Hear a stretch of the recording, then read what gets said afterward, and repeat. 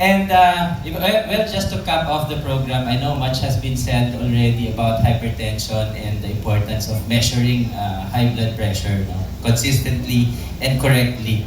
So as we conclude today's May Measure Month, di pa rin nakasanay, Doc Bimbo, sa measurement pa rin ang nasasabi ko.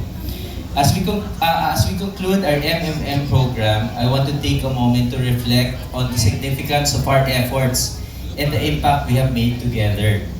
First, I would like to express my heartfelt gratitude to the Philippine Society of Hypertension, one of the best hypertension societies performing globally, and the Hypertension Alliance of the Philippines, and of course, our dear partners coming from the Department of Health. Dr. Aquino is here, and all our partners who have joined us in this crucial initiative.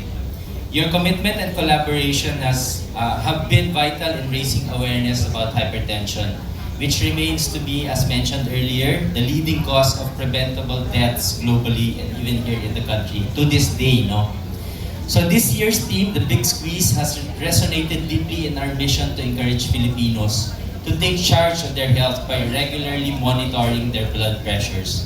We have reached countless individuals, almost 1 million na tayo, and hopefully this year we reach 1 million.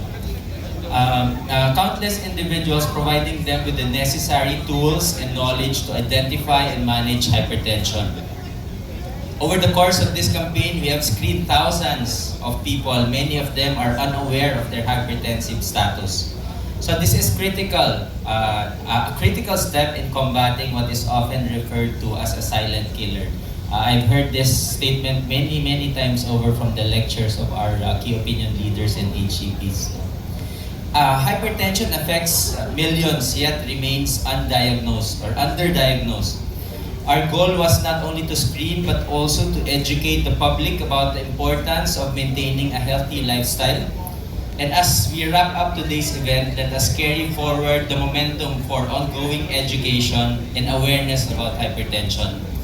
Continue advocating for regular blood pressure monitoring and support initiatives that promote heart health in our communities. So together, we can continue to make a difference, working hand in hand to reduce the burden of hypertension. Thank you for your participation, your passion, and your commitment to the vital cause, and let's be sure this year with MMM 2025. Maraming salamat po and have a good rest of the day.